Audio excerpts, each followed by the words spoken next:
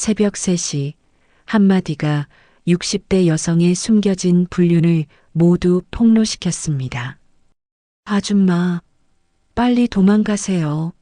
새벽 3시에 들려온 이 절규가 60세 여성의 20년 비밀을 산산조각 냈습니다.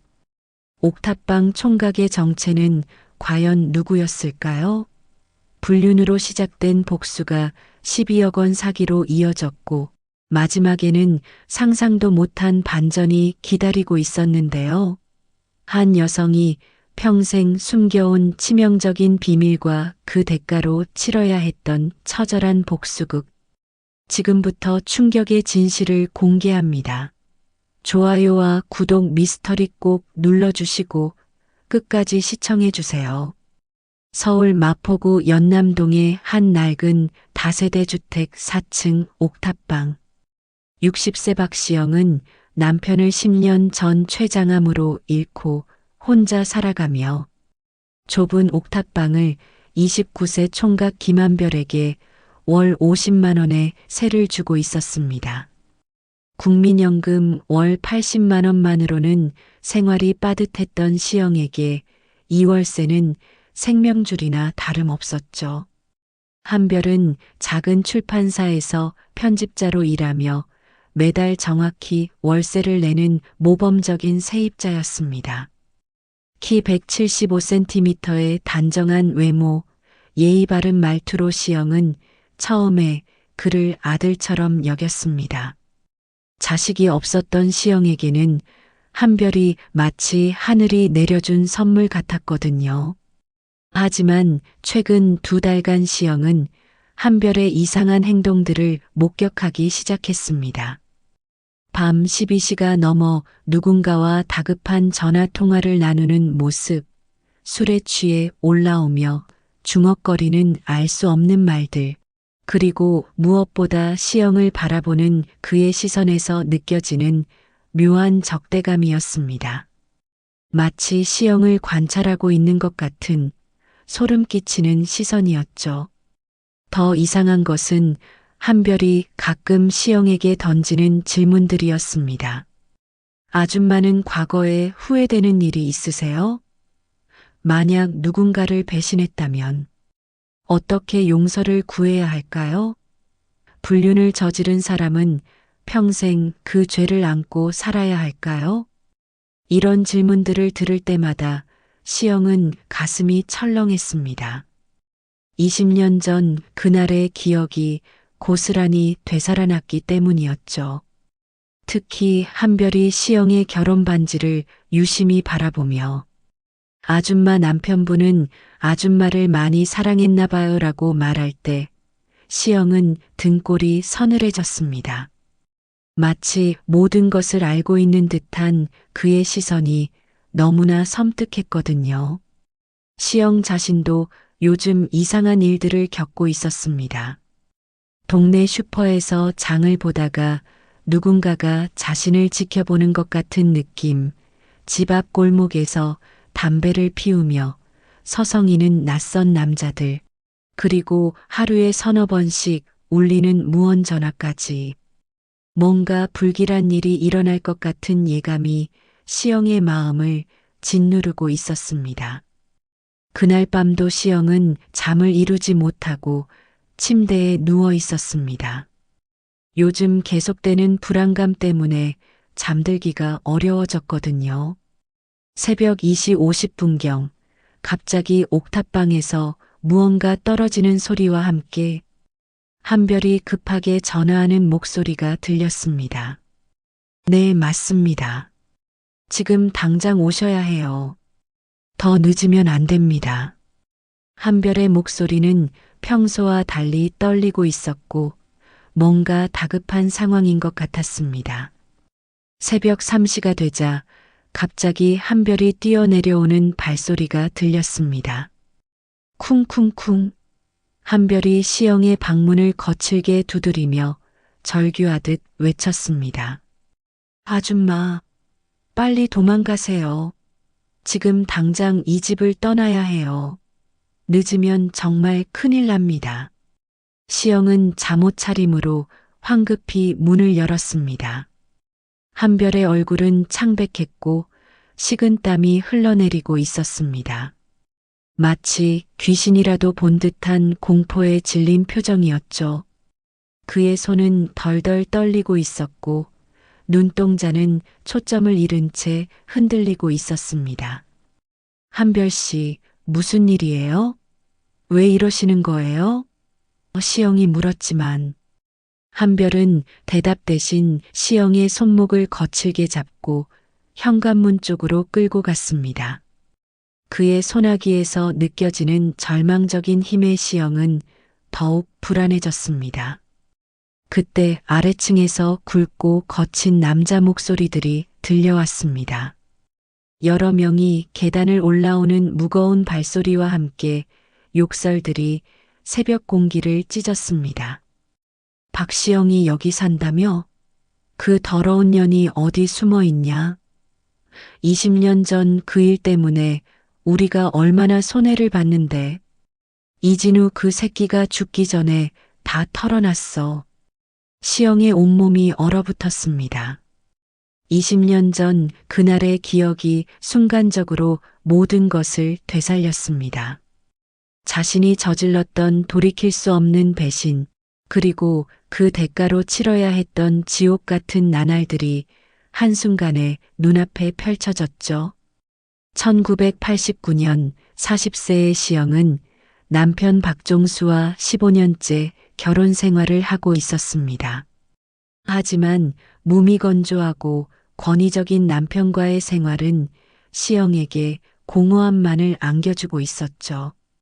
특히 결혼 10년이 넘도록 아이가 생기지 않아 시영은 깊은 우울감에 빠져 있었습니다. 시어머니와 남편의 차가운 시선은 시영을 더욱 외롭게 만들었죠. 그런 시영에게 나타난 것이 남편의 절친한 친구이자 사업 파트너였던 45세의 이진우였습니다. 진우는 시영과 정반대의 남자였습니다. 열정적이고 로맨틱하며 시영을 한 명의 여자로 바라봐주는 사람이었죠.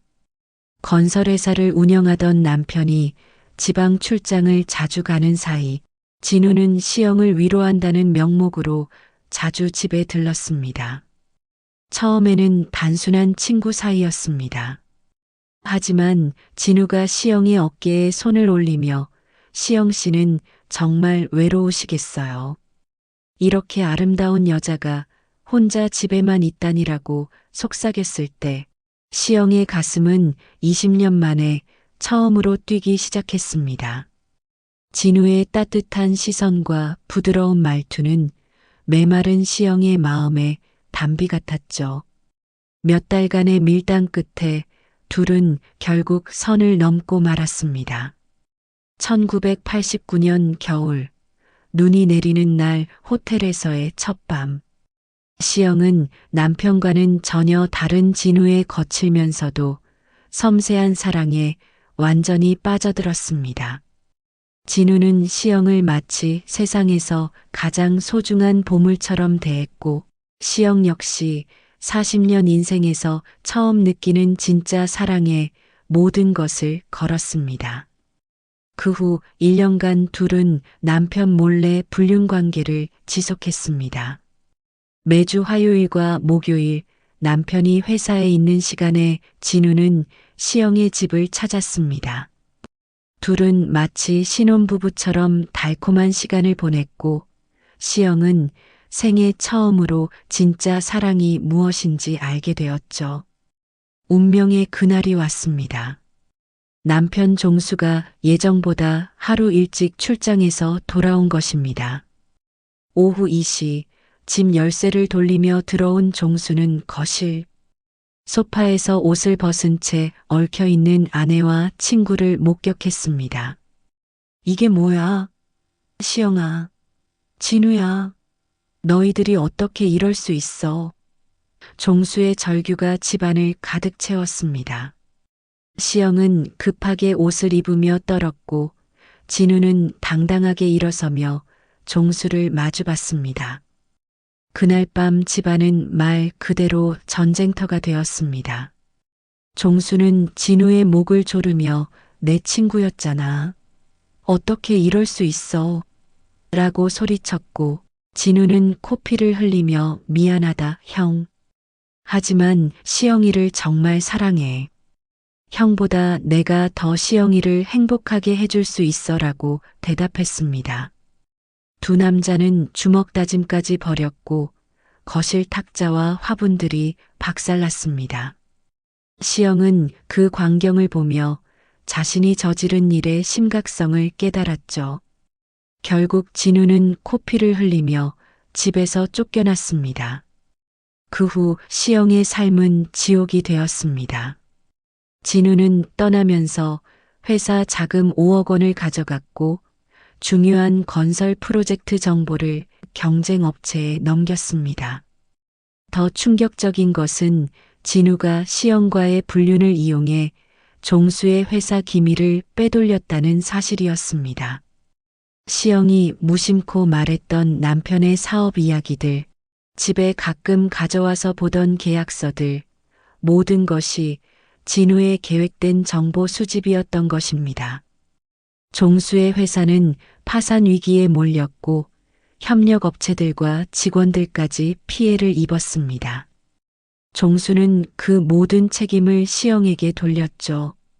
내가 그놈한테 회사 기밀까지 다 풀어버렸구나.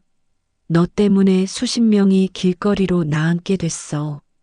사실 시영은 진우가 자신을 이용했다는 것을 그때까지도 믿고 싶지 않았습니다. 하지만 현실은 가혹했죠. 15년간 시영은 말 그대로 지옥 같은 결혼 생활을 이어갔습니다.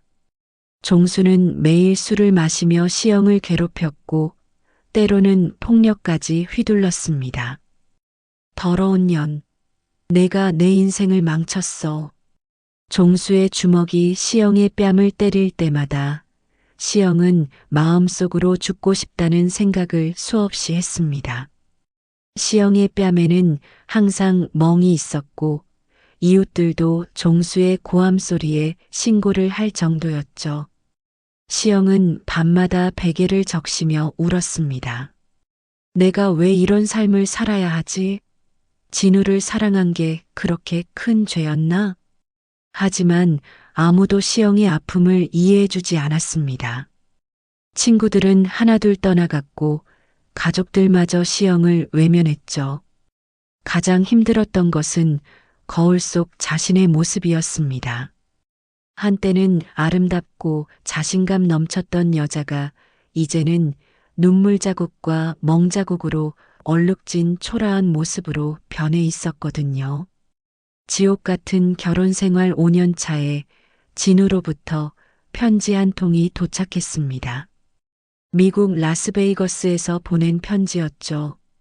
그는 한국을 떠나 미국으로 이민을 갔고 그곳에서 카지노 사업에 손을 댔다고 했습니다. 편지 내용은 시영을 오싹하게 만들었습니다. 시영아, 나는 아직도 너를 사랑해. 밤마다 내 생각에 잠 못 이루고 있어. 그리고 우리를 갈라놓은 그 남자를 용서할 수 없어. 지금은 때가 아니지만 언젠가 내가 직접 복수할 거야. 그리고 내 아들 한별이도 클 때가 되면 너를 찾아갈 거야. 내가 나에게 했던 것처럼 너도 똑같은 고통을 느껴봐야 해. 시영은 편지를 읽으며 온몸이 떨렸습니다. 진우의 사랑이 이렇게 무서운 집착으로 변했다는 것이 믿기지 않았거든요. 편지 마지막에는 더욱 소름 끼치는 문장이 적혀 있었습니다. 나는 매일 내 사진을 보며 살고 있어. 언젠가 다시 만날 그날까지 나는 절대 너를 놓지 않을 거야. 그날 밤 시영은 편지를 태우며 눈물을 흘렸습니다. 왜 내 사랑이 이렇게 무서운 것이 되었을까?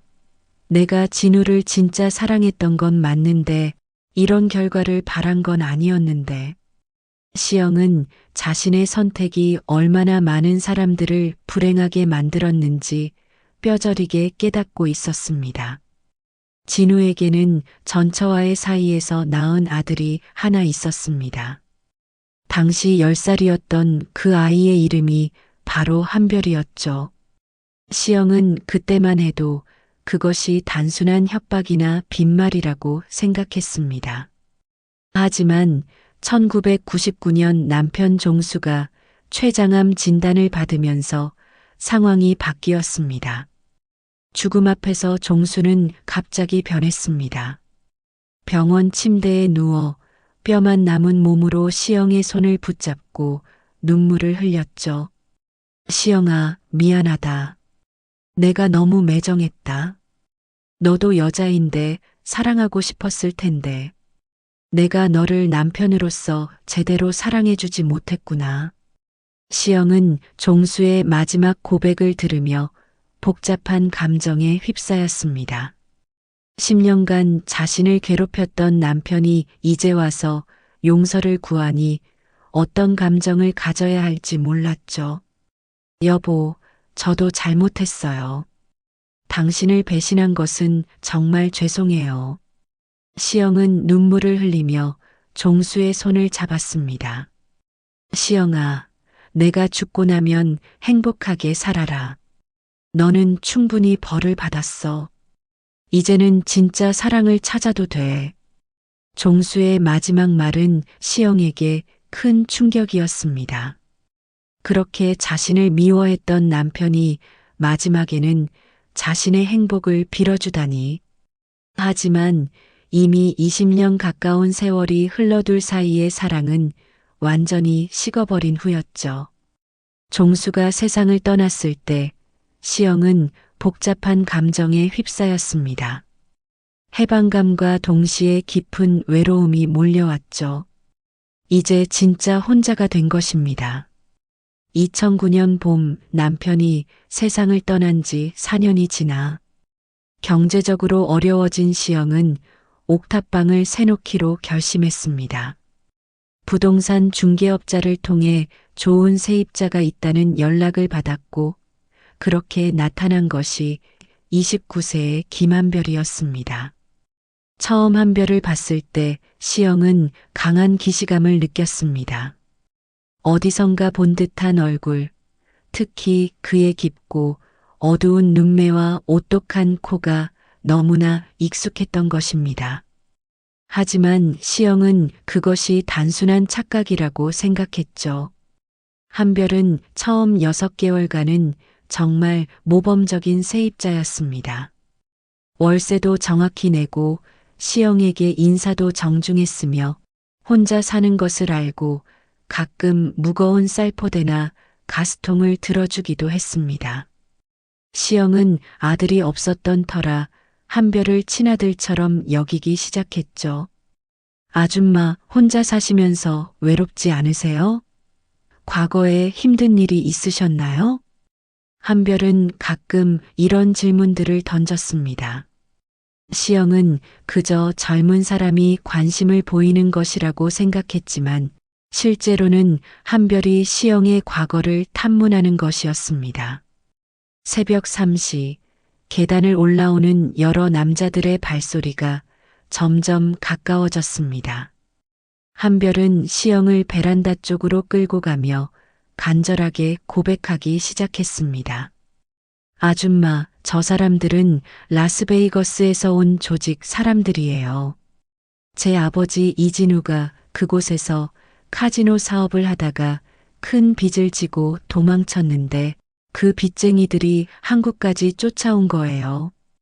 100만 달러, 우리 돈으로 12억 원이 넘는 돈이에요. 시영의 온몸이 떨렸습니다. 진우 씨가 어떻게 됐나요? 작년에 간암으로 돌아가셨어요. 그런데 죽기 전에 그들에게 당신 이야기를 했나 봐요. 자신의 인생을 망친 여자가 한국에 있다고 그 여자에게서 돈을 받으라고 말이에요. 한별의 고백은 더욱 충격적으로 이어졌습니다. 진우는 미국에서도 제대로 정착하지 못하고 온갖 사기와 불법 사업에 손을 댔습니다. 카지노에서 돈을 따기 위해 불법 도박에 빠졌다가 오히려 거액의 빚을 지게 되었죠. 아버지는 죽기 전 마지막에 저에게 두 가지를 부탁했어요. 하나는 당신을 찾아가서 복수하라는 것이었고, 다른 하나는 한별의 목소리가 떨렸습니다. 당신을 보호하라는 것이었어요. 무슨 말이에요? 한별은 눈물을 글썽이며 고백했습니다. 처음에 이 집에 왔을 때는 정말 복수할 생각이었어요. 아버지가 평생 고생한 이유가 당신 때문이라고 생각했거든요. 하지만 몇 달 동안 같이 살면서 보니 당신도 그때 많이 힘들었을 것 같더라고요. 한별의 눈에서 눈물이 떨어졌습니다. 아줌마가 혼자 밥 먹을 때 그렇게 외로워 보이는데 어떻게 복수를 할 수 있겠어요? 그리고 가끔 잠꼬대로 미안해, 진우야라고 말하는 걸 들었어요. 당신도 20년간 후회하며 살았구나 싶었죠. 아버지가 말했어요. 자신이 당신을 사랑했던 것은 진짜였지만 그 사랑 때문에 당신이 고생한 것도 사실이라고. 그래서 죽기 전에 마음이 바뀐 거예요. 복수가 아니라 당신을 지켜달라고 부탁했어요. 한별아, 시영이는 나 때문에 충분히 고생했다. 이제는 그 사람을 지켜줘야 한다고 말했어요. 하지만 이미 늦었습니다. 라스베이거스 조직원들이 시영의 집 앞에 도착한 것입니다. 그들은 진우가 죽기 전에 남긴 정보와 한별이 보낸 편지들을 바탕으로 시영을 찾아온 것이었죠. 박시영, 나와. 내 때문에 우리가 100만 달러를 날렸어.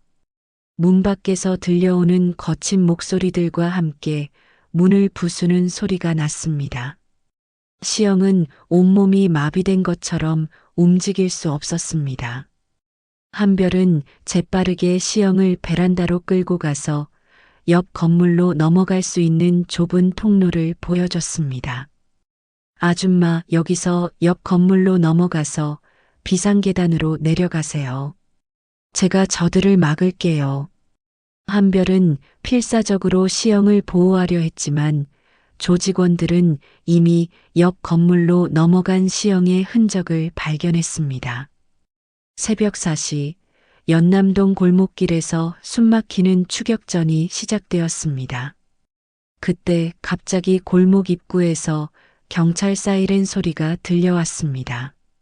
순식간에 골목은 경찰들로 가득 찼고 조직원들은 모두 체포되었습니다. 알고 보니 한별이 미리 경찰에 신고를 해놨던 것입니다. 그는 조직원들이 올 것을 미리 알고 있었고 시영을 구하기 위해 치밀한 계획을 세워놨던 것이었죠. 아줌마, 죄송해요. 제가 아버지 때문에 당신에게 위험을 끼쳐서. 한별이 시영에게 달려와 안으며 말했습니다. 시영은 한별의 품에 안기며 20년 만에 처음으로 안도의 눈물을 흘렸습니다. 아니야, 한별아. 너 때문에 내가 살았어. 그리고 내 아버지에게 미안했던 마음도 이제는 조금 덜 수 있을 것 같아. 그 순간 시영은 마치 긴 악몽에서 깨어나는 것 같은 기분을 느꼈습니다. 20년간 자신을 짓누르고 있던 죄책감과 두려움이 한순간에 사라지는 것 같았죠. 한별의 따뜻한 품에서 시영은 처음으로 진정한 평안을 찾을 수 있었습니다. 한별아, 고마워. 정말 고마워. 시영은 한별을 아들처럼 껴안으며 눈물을 흘렸습니다. 한별 역시 울고 있었죠. 복수를 위해 왔다가 진짜 가족을 찾게 된 것에 대한 감동의 눈물이었습니다. 사건이 정리된 후 한별은 시영에게 진우가 남긴 마지막 편지와 함께 작은 상자를 전해줬습니다. 그 안에는 20년 전 시영이 진우에게 선물했던 목걸이와 함께 진우의 마지막 편지가 들어 있었습니다. 편지에는 뜻밖의 내용이 적혀 있었습니다. 시영아, 미안하다. 나 때문에 내 인생이 지옥이 됐을 텐데. 사실 나도 너만큼 후회하며 살았어. 매일 밤 술을 마시며 내 생각을 했고, 내가 얼마나 힘들게 살았을지 상상하며 가슴이 찢어지는 것 같았어. 우리 사랑은 잘못된 것이었지만 그 감정만큼은 진짜였어. 하지만 내가 너를 이용해서 종수형의 회사 정보를 빼낸 것은 용서받을 수 없는 일이었어. 사랑한다면서 너를 배신한 거잖아. 나는 정말 나쁜 놈이었어. 한별이에게 복수하라고 했지만 진짜로는 너를 지키라고 부탁하고 싶었어. 내가 저지른 죄를 한별이가 대신 갚게 하고 싶지 않았거든. 시영아, 이제는 정말 행복해라. 그래야 내 영혼도 편안해질 것 같아. 미안하다. 정말 미안하다. 시영은 편지를 읽으며 20년 만에 처음으로 후련함을 느꼈습니다. 진우도 자신만큼 후회하며 살았다는 것을 알게 되니 혼자만 죄책감에 시달렸던 지난 세월이 조금은 위로가 되었죠. 그 후 1년이 지났습니다. 한별은 출판사를 그만두고 작은 북카페를 차렸습니다. 시영도 그곳에서 함께 일하며 늦은 나이에 새로운 인생을 시작했죠. 가끔 북카페를 찾는 손님들이 어머니와 아들 사이가 정말 좋으시네요 라고 말할 때마다 두 사람은 미소를 지었습니다. 혈연은 아니지만 진짜 가족보다 더 끈끈한 정을 나누고 있었거든요. 시영은 이제 밤에도 편안하게 잠들 수 있게 되었습니다. 20년간 자신을 괴롭혔던 악몽들, 진우에 대한 죄책감, 남편에게 받은 상처들이 모두 아물어가고 있었죠. 한별이라는 새로운 가족이 생기면서 시영은 비로소 진정한 평안을 찾을 수 있었습니다. 한별도 마찬가지였습니다. 아버지에 대한 원망과 복수심 대신 진짜 사랑이 무엇인지 알게 되었죠. 엄마, 제가 엄마라고 불러도 될까요? 어느 날 한별이 조심스럽게 물었을 때 시영은 눈물을 흘리며 고개를 끄덕였습니다. 그럼 아들아. 새벽에 들려온 절망적인 외침은 사실 시영을 구하려는 구원의 외침이었던 것입니다. 잘못된 사랑의 대가로 20년을 고통받았던 시영이지만 결국 그 사랑의 결실인 한별을 통해 구원받게 된 운명적인 이야기였죠. 어느 날 밤 한별이 시영에게 말했습니다. 엄마, 제가 처음 이 집에 왔을 때는 정말 마음이 복잡했어요. 아버지에 대한 원망도 있었고 엄마에 대한 미움도 있었거든요. 하지만 이제는 모든 게 운명이었던 것 같아요. 아버지의 사랑도 그 사랑 때문에 생긴 아픔도 그리고 우리가 만난 것도요. 시영은 한별의 손을 잡으며 대답했습니다. 그래, 아들아. 때로는 가장 큰 상처에서 가장 큰 축복이 나오는 법이야. 엄마도 이제야 그걸 깨달았어. 두 사람은 서로를 바라보며 미소를 지었습니다. 과거의 아픔은 이제 그들을 더욱 끈끈하게 만드는 소중한 추억이 되어가고 있었죠. 새벽 3시의 외침으로 시작된 이야기는 결국 가장 아름다운 가족 사랑으로 끝나게 된 것입니다. 60세의 새로운 가족을 얻게 된 시영의 이야기는 우리에게 용서와 구원이 언제든 가능하다는 희망을 보여줍니다. 과거의 실수가 현재를 규정하지는 않는다는 것, 그리고 진정한 사랑은 시간과 공간을 넘어 구원의 힘을 가진다는 것을 말이죠. 때로는 우리 인생에서 가장 어두웠던 순간이 새로운 빛을 발견하는 계기가 되기도 합니다. 시영에게는 20년 전의 불륜이 평생의 죄책감이었지만 결국 그 인연을 통해 진짜 가족을 만나게 된 것처럼 말입니다. 새벽 3시에 들려온 아줌마, 빨리 도망가세요. 라는 외침은 단순한 위험 신호가 아니었습니다. 그것은 운명이 시영에게 준 두 번째 기회였고 20년간의 고통을 끝내고 새로운 행복을 찾으라는 메시지였던 것입니다. 여러분도 과거에 얽매이지 말고 새로운 시작을 두려워하지 마시기 바라며 좋아요와 구독 미스터리 눌러주시는 것 잊지 마세요.